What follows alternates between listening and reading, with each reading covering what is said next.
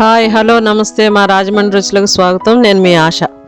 ఈరోజు మన వంట ఏంటంటే పులగం, మైసూర్ పప్పుతో పులగం తయారు చేసుకుందాం. చాలా బాగుంటుందండి, చాలా క్విక్గా కూడా అయిపోద్ది, ఒక 5-6 నిమిషాల్లో అయిపోతుంది మీకు.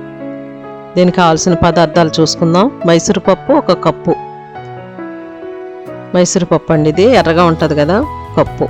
పెసరపప్పు అండి కొంచెం వేయించుకున్నాను, అదొక కప్పు. 2 కప్పులు రైసు, కరివేపాకు, అల్లం వెల్లుల్లి, జీలకర్ర, మిరియాలు, కొంచెం చిటికెడు పసుపు, పచ్చిమిర్చి, ఇంగువ. అంతేనండి కావాల్సిన పదార్థాలు. పసుపు ఆప్షన్ అండి, మీకు కావాలంటే వేసుకోండి, నేను పసుపు ఎక్కువ వాడతాను అందుకే తీసుకున్నాను. ఆయిల్ వేసుకుందాం. ఈ 2 కప్పులు పప్పు, 2 కప్పులు బియ్యం కడిగి పెట్టుకోండి ఒక పావు గంట సేపు. 1 స్పూన్ ఆయిల్, 4 స్పూన్లు నెయ్యి, 4 స్పూన్లు నెయ్యి వేడి అవనివ్వండి, బాగా హైలో పెట్టుకొని పర్లేదు స్టవ్. పచ్చిమిర్చి ఒక 6-7 తీసుకున్నానండి, పచ్చిమిర్చి.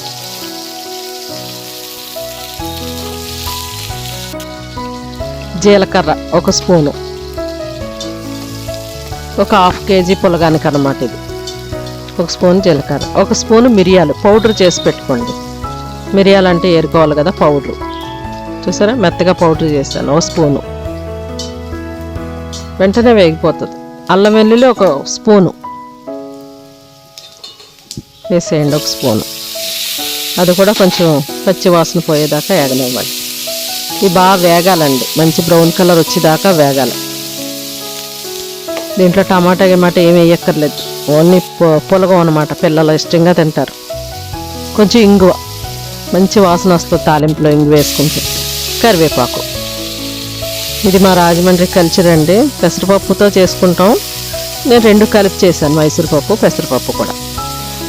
గుర్తుపెట్టుకోండి, 1 కప్పు పప్పుకి 1 కప్పు బియ్యం. బియ్యం 2 కాదండి, 1కి 1. 2 కప్పులు పప్పు వేసాం కాబట్టి 2 కప్పులు బియ్యం వేసాను. కమ్మగా ఉంటుంది. పసుపు చిటికెడు, మీ ఇష్టం, ఆప్షన్, ఏ కావాలంటే వేసుకోండి, లేదంటే అక్కర్లేదు. నేను పసుపు ఎక్కువ వాడతాను గురించి నేను వేస్తున్నాను. ఉప్పు వేయకండి ఇప్పుడు. 1కి 2 వాటర్ అండి. వాటర్ కొంచెం ఎక్కువనే వేయచ్చు, 1 కప్పు ఎక్కువ వేయండి, ముద్దగా ఉండాలి, పులగం కదా.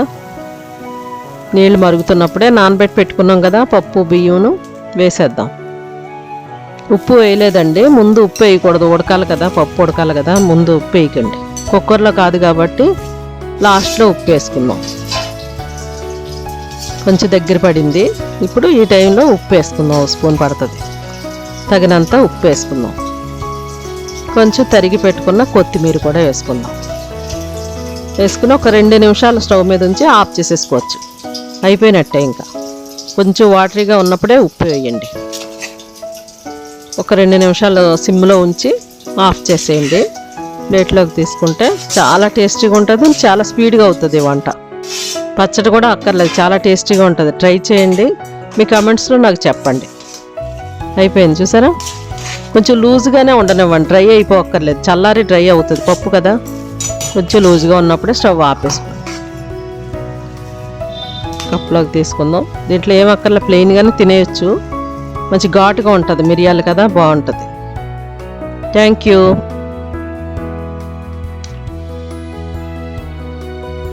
మా ఛానల్ని లైక్ చేయండి, షేర్ చేయండి, మరిన్ని వీడియోస్ కోసం సబ్స్క్రైబ్ చేసుకోండి, నోటిఫికేషన్ ఆన్లో పెట్టుకోండి.